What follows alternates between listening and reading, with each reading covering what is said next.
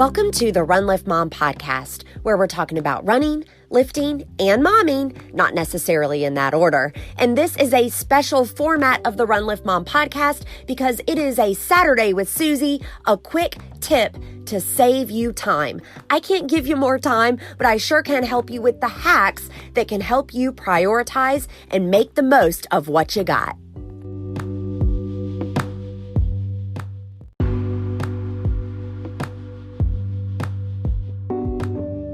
Welcome to the Run Lift Mom podcast, where we're talking about running, lifting, and momming, not necessarily in that order. This Saturday with Susie episode is squarely in the running category, and it has quick tips on how to pack for an ultramarathon. To save you time, I'm providing and explaining my personal packing list.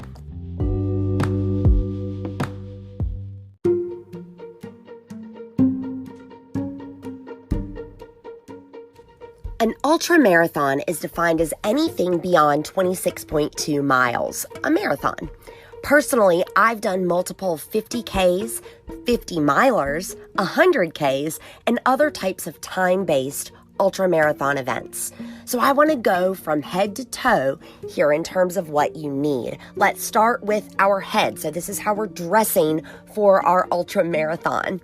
So it's going to be weather dependent, but in cool or cold temperatures, layering is your best bet. That may mean 2 or 3 Bondi bands. So Bondi bands is a specific brand, but y'all know what I'm talking about. It's that thin, like moisture wicking polyester spandex type material, about 3 inches wide. You can cover your ears with them. Fantastic. You might do that under a beanie or something as opposed to the heaviest fleece hat you can find. Now, on the opposite end of the spectrum, if it's going to be sunny out or raining, you want a hat with a bill on it to protect you from the elements. If it's cool or cold, you can also do one of those thin Bondi bands under a hat with a bill, like if it's cool and cold and raining. That way, if the rain comes down, that water isn't getting in your eyes, but then also you've got that fabric to cover your ears. Now, if you've got long hair, lather down a cream detangler into your hair, and then if it's long enough, consider a braid, which is less likely to knot. When you're out there for hours after hours, your hair is gonna be a mess at the end. I like to put extra hair elastics on my wrist because they can double as makeshift ties for like open package of food in my drop bag. We'll get to what that is later. Or even bow biters on the laces of my shoes. Now again, in keeping with your head, most ultramarathons begin early and end late, in the dark. So you're gonna need a headlamp to navigate the course. Guys, this is a requirement. It's as important as your bib. It's a non-negotiable for most races, and the race director is going to insist that you have one.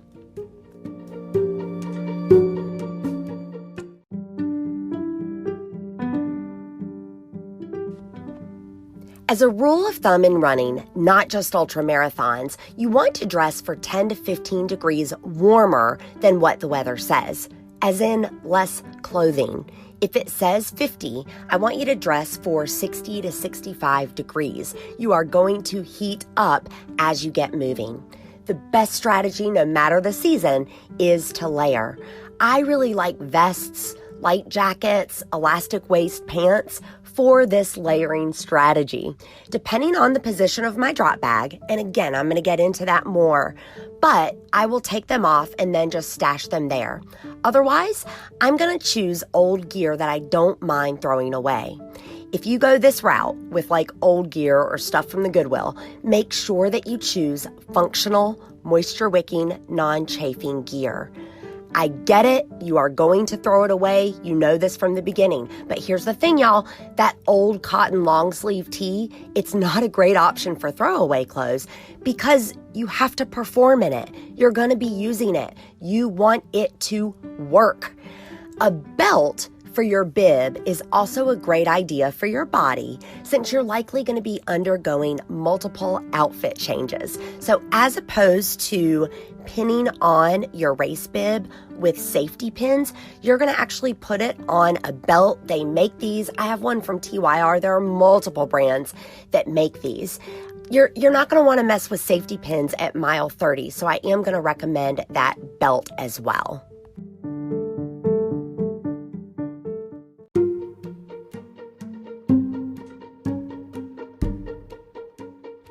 All right, we have worked our way down from head to body to feet, and this is your biggest concern. That concern becomes larger as the distance gets longer. Hear me when I say your feet will give out before your legs do. Let me say that again. Your feet will give out before your legs do. You're going to protect from blisters by utilizing some sort of anti-chafing cream like Body Glide. You're going to slather them things up. You're going to put it everywhere. Don't forget in between your toes. A good pair of socks are going to go a long way, but remember to pack multiple pairs. For an effort that's going to take me about 10 hours, I usually have the pair of socks that I have on, as well as 2 additional pairs. Now, you're going to choose the shoes that are appropriate for your terrain, and 9 times out of 10, they're going to be trail shoes. Trail shoes have a harder sole, and they have a grip for the many rocks and roots and everything that you're going to be running through. So that last is going to be harder, and it's going to allow you to run over this terrain. Another thing that you might consider when you're thinking about your shoes are gaiters, and that's spelled with an ER, not a reptile. Gaiters are thin, moisture-wicking sleeves, and they're designed to fit around your ankle so that rocks, mud, twigs don't fly up and into your shoes. Remember, we've got to protect our feet. They will give out before our legs do.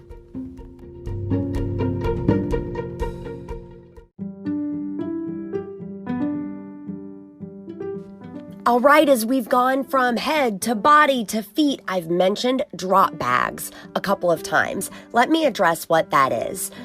All of your extra items are going to be in what we call a drop bag. So unlike shorter distance races, ultramarathons typically allow you to check a supply bag that they're going to leave for you on designated parts of the course. You will know, depending on the course, if it's point to point, loops, whatever, you're going to know how many drop bags to pack and where your drop bag will be. This is so comforting. Fuel, extra shoes, extra socks, headlamps, toothbrush, toothpaste, Tylenol, layers of clothes, extra phone, headphones if they're allowed. Real talk, usually they aren't. All of these things can go in your drop bags, and there's a real comfort in knowing that you're going to have them and you don't need to mule them yourself. Here's a pro tip for drop bags. Always choose something that you can run up and see.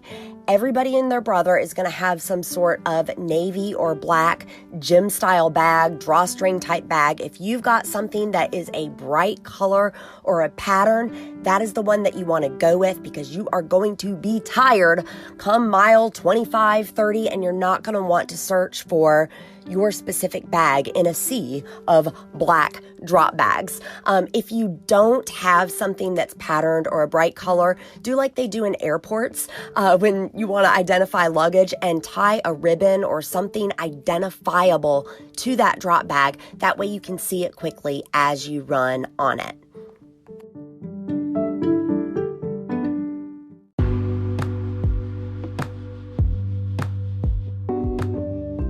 And that's it, guys.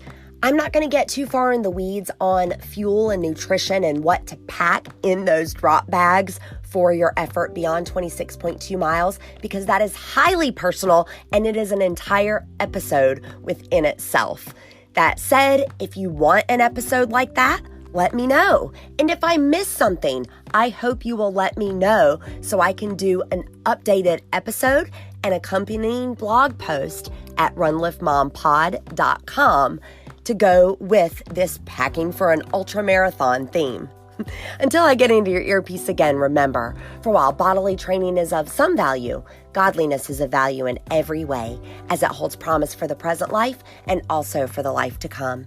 That's from 1 Timothy 4:8, and this has been the Run Lift Mom podcast.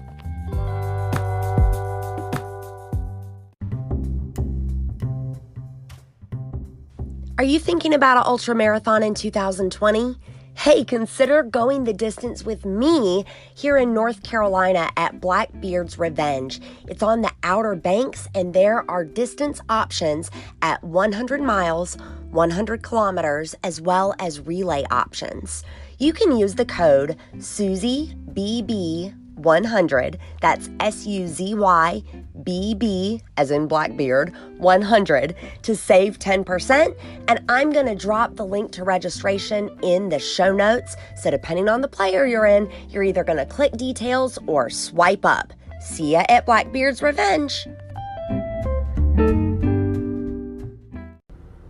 Hey, Run Lift Mom listeners, you know I'm the mom of 4 kids under age 5, and therefore I am always looking for ways to work smart, not hard. Anchor is the smartest way to make a podcast. Let me tell you why. First of all, there are creation tools that allow you to record and edit your podcast right from your phone or computer, but Anchor will also distribute your podcast for you, so then it can be heard on places like Spotify, Apple Podcasts, and a whole lot more. You can make money from your podcast with no minimum listenership. It is quite literally everything you need all in one place. And y'all, it's free. So download the free Anchor app or go to anchor.fm to get started.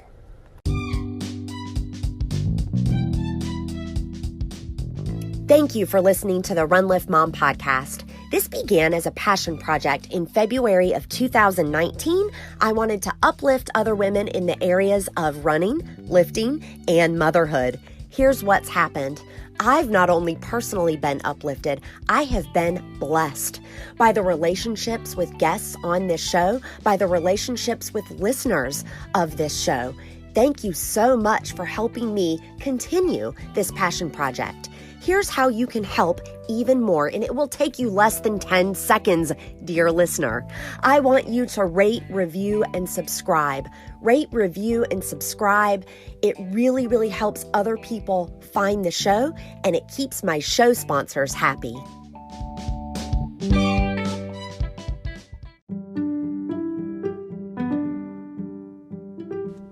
You guys, I'm thrilled to announce a new partner on Run Lift Mom, and that is Audible. I've been an Audible member for over 10 years, and my favorite part, hands down, it's the gift of time. I use the free app to take notes as I'm doing my long run and I hear something fantastic, and you are going to love it. If you want to try Audible free, visit audibletrial.com/runliftmom. That's RUNLIFTMOM. Again, for a free trial, visit audibletrial.com/runliftmom.